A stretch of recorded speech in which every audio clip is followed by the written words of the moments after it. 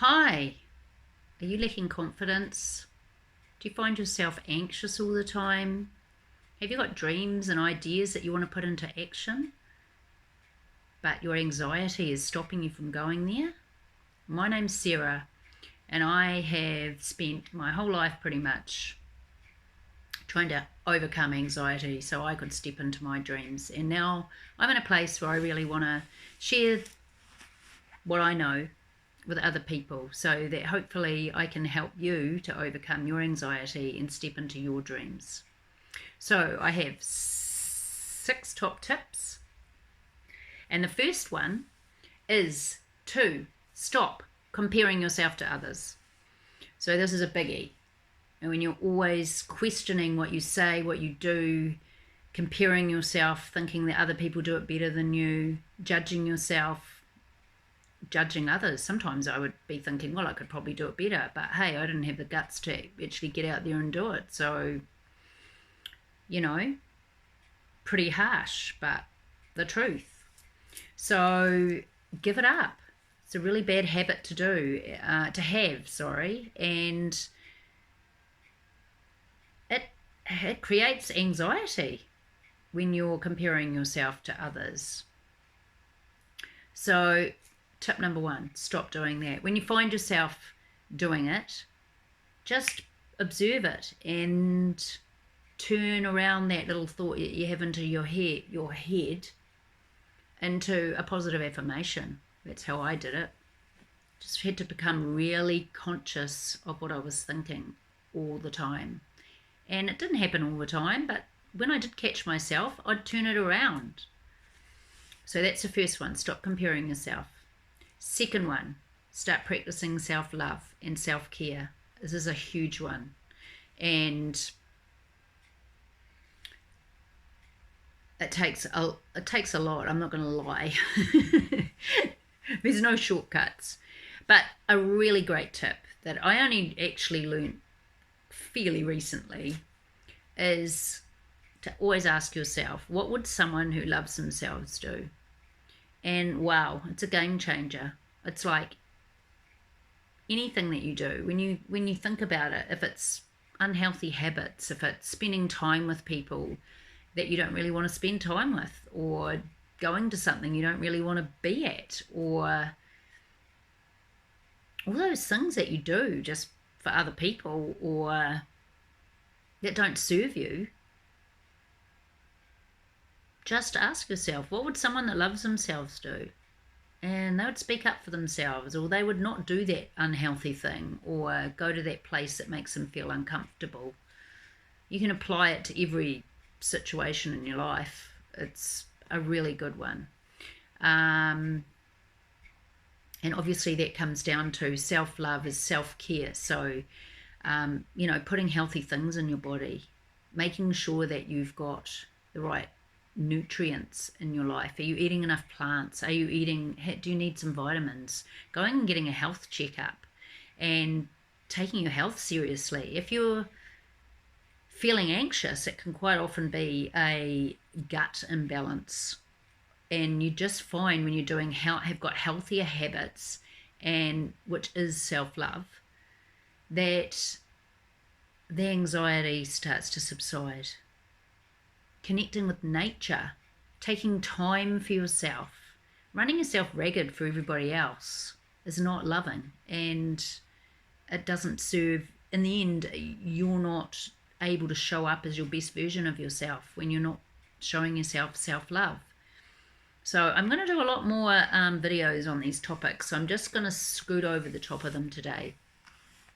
But that's the second one. Third one, do some inner child work. This is massive. If you can heal that little wounded child that's deep down inside of you that's really running your life as an adult, then your life will shift in unimaginable ways. And it might mean finding a really good counsellor. I found so many healing modalities that have been hugely helpful to me. Learning them myself has been hugely helpful to me. Now I can help others. But healing that inner child and those wounds that are there is just paramount. when you can give your little child inside you the love and the care that you wish you had been given, whatever situation it was, then you'll, like I say, your life will shift in unimaginable ways. There's guided meditations online. Yeah, so much, and I'll go into more detail in my next video, one of my next videos. Number 4, stop people pleasing. Oh my gosh, as women we do this so much, wanting everybody to like us. I did it my whole life, wanting it to be okay for other people. And what I only recently found this stuff out, but it just shifts you in huge ways, that people pleasing comes from parent pleasing. When we were little children, and we wanted to do right by our parents, we wanted to be loved and approved of, and so we would do things to get that approval and love. We didn't like it if we were naughty, or we got scolded, or we got whatever happened to us when we were seen to do bad in our parents' eyes. So then we grow up and we become people pleasers, and we still don't lose that inherent need to be liked, to be for people to think that we're okay. So we don't actually speak our own truth. And we're not taught how to do that. We're not taught, especially as girls, we're not taught that it's okay to say no, we don't want to do that. Or we're almost taught. I have friends tell me, oh, well, you're going to make up this huge story about why they can't do something. I used to do it myself, and I think I needed a million reasons other than I just don't want to do it. And we don't have to go into a big explanation. It just doesn't really suit me right now, or I'm busy. Sorry, I'm busy today, or I'm busy tonight, or I have something else that I've got to do. The fact that you're going to stay at home and have a bath and watch a Netflix movie, it's nobody else's business. You don't have to make up a lie. You just say you're busy. So people pleasing, stop people pleasing. It's not what someone who loves themselves does. And that's about having firm boundaries as well. And that leads me into the next one, which is to remove the things in your life that don't serve you.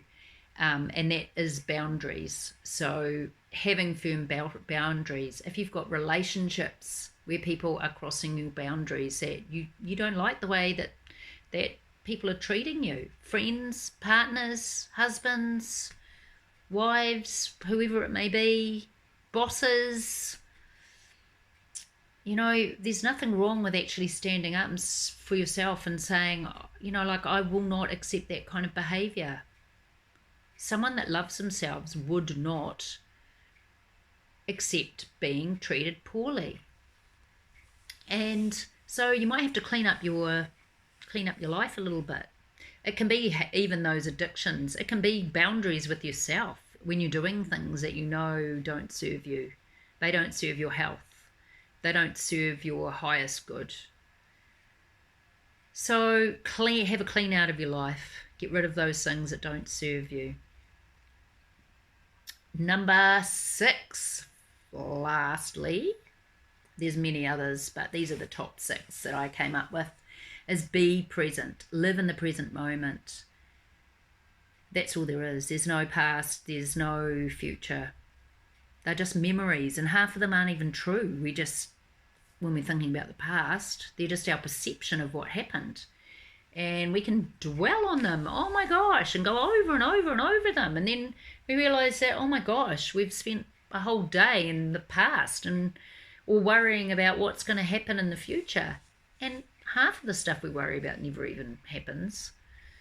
So be present. You can't be anxious when you're in the present moment. It's actually impossible.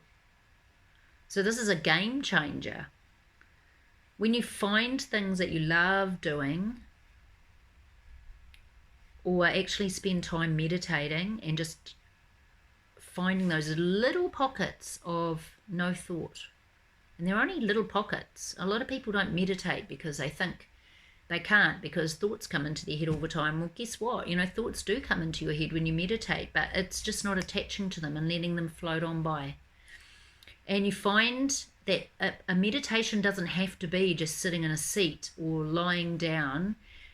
I meditate going for a walk and looking at nature and just being really in the present moment, in the awe of being in the beauty of the planet.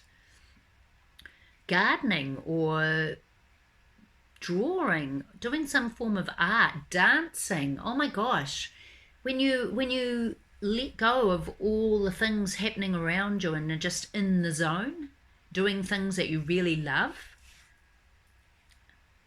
you can really get into that flow state and be in the present moment. So find things that you love and be present. So those are my 6 steps to confidence. And I never ever would have thought that I would be posting videos on YouTube and doing this kind of work. But I really want to help people to overcome those things holding them back, like I said at the beginning, so you can step into your life. And throughout these series of videos, I will share my story and go into these points in way more detail, and I will be growing my channel from there. So if you like what you hear, please like this video and subscribe, and I look forward to sharing more with you soon. Goodbye for now.